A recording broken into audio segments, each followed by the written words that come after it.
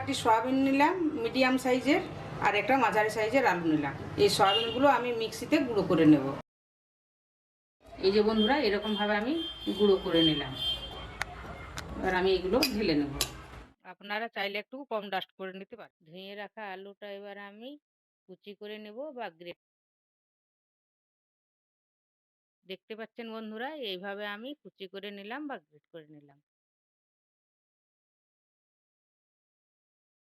একটা মিডিয়াম সাইজের টমেটো নিলাম, একটু আদা নিলাম, গোটা 10 রসুনের কোয়া নিলাম, আর পেঁয়াজ একটা বড় সাইজের পেঁয়াজ নিলাম। এইগুলো সব আমি এবার মিক্সিতে পেস্ট করে নেব। এবার আমি এগুলো পেস্ট করে নেব। এবার আমি এগুলো সব পেঁয়াজগুলো দিয়ে দিলাম। এবার আমার এই যে বন্ধুরা, এরকমভাবে আমি পেস্ট করে নিলাম। এটা ঢেলে নেব এরকমভাবে পেস্ট করে। এবার আমি 3 টেবিল স্পুন পরিমাণ মতো বেসন নিলাম। উপকরণগুলো এবার আমি মিক্স করে সয়াবিন গুঁড়োর সাথে গ্রেট করা আলুটা এবার, এরপর ওই যে পেঁয়াজ আদা রসুন যে পেস্ট করেছিলাম ওইটা আমি দিলাম, বেসন দিলাম,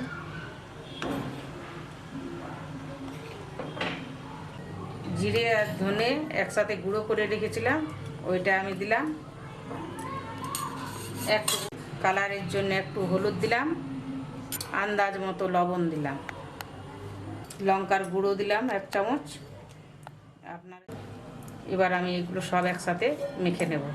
বন্ধুরা, যদি ধনে পাতা থাকে ধনে পাতাও দিতে পারেন, খেতে আরও ভালো লাগবে। আবার যারা ভেজ তারাও কিন্তু খেতে পারেন পেঁয়াজ। এই যে বন্ধুরা, এরকম আমি হাত দিয়ে মেখে নিলাম, আর একটু জল দিয়েছিলাম। এই যে বন্ধুরা, এরকমভাবে আমি মেখে নিলাম। মেখে রাখার পর অল্প অল্প নিয়ে আমি বলের আকারে শেপ দিয়ে নিলাম।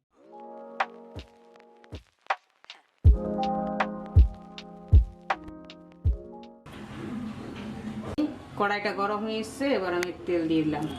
বড়াগুলো ভেজা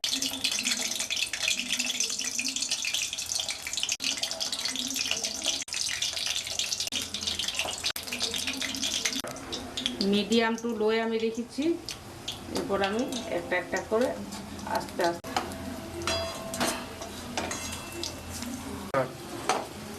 বন্ধুরা এরকমভাবে উল্টে পাল্টে আমি ভেজে নেব। আপনারা আপনাদের মতো অনুযায়ী করে নেবেন। যে বন্ধুরা, আমার এরকমভাবে আমি কোপ্তাগুলো ভেজে নেব লালচে কালার করে। আবার একটু লাল লাল করে ভাজলাম এই কারণে, ভিতরে যদি কাঁচা থাকে তাই আমি একটু লাল করে ভেজে নেব। 2 তেজপাতা দিলাম, একটা শুকনো লঙ্কা দিলাম, মেথি 5 ফোড়ন দিলাম, আগে থেকে কুচিয়ে রাখা ক্যাপসিকাম দিলাম। বন্ধুরা, ক্যাপসিকামগুলো আমার ভাজা হয়ে গেছে। এরপর আমার ওই যে পেস্ট করেছিলাম আদা পেঁয়াজ রসুন আর টমেটো, সেটা আমি দিয়ে দিলাম।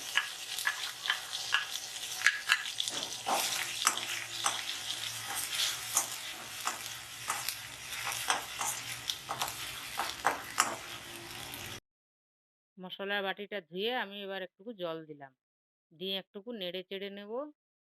গ্যাস কিন্তু মিডিয়াম লোয়েই থাকবে। একটু হলুদ দিলাম, ধনে জিরের গুঁড়ো দিলাম, একটু লঙ্কার গুঁড়ো দিলাম। এবার আমি মশলাটা একটু মিক্স করে নেব, নেড়ে চেড়ে। স্বাদ মতো লবণ দিলাম, গরম মশলার গুঁড়ো দিলাম একটু পরিমাণ মতো, একটু চিনি দিলাম। নেড়ে চেড়ে মশলাটা আমার প্রায় তৈরি। এরপর একটু জল দেব।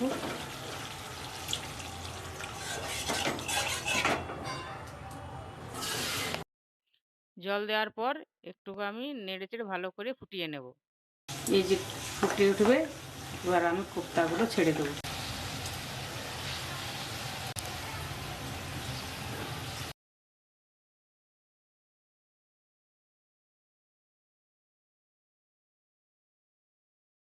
এরপর আমি মিডিয়াম টু লো আঁচে রেখে আমি একটুকু 2 মিনিটের মতো ঢাকা দিয়ে রেখে দিই। বন্ধুরা এই যে ফুটে এসছে, এরপর আমি এটা নামিয়ে নেব। খেতে খুব সুন্দর লাগবে, দেখবেন বন্ধুরা। পাচ্ছেন বন্ধুরা, কিছুক্ষণ ফোটানোর পর আস্তে আস্তে ঘন হয়ে এসছে এবং কালারটাও খুব সুন্দর এসছে, দেখছেন এই যে। এবার আমি এটা নামিয়ে নেব।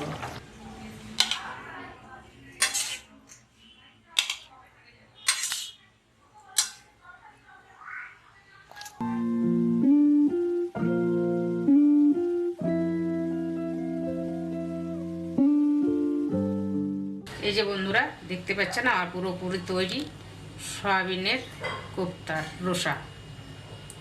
দেখুন বন্ধুরা, এই যে ভাতের সাথে রুটির সাথে খুব সুন্দর লাগবে খেতে। একবার আপনারা ট্রাই করে দেখবেন বন্ধুরা বাড়িতে।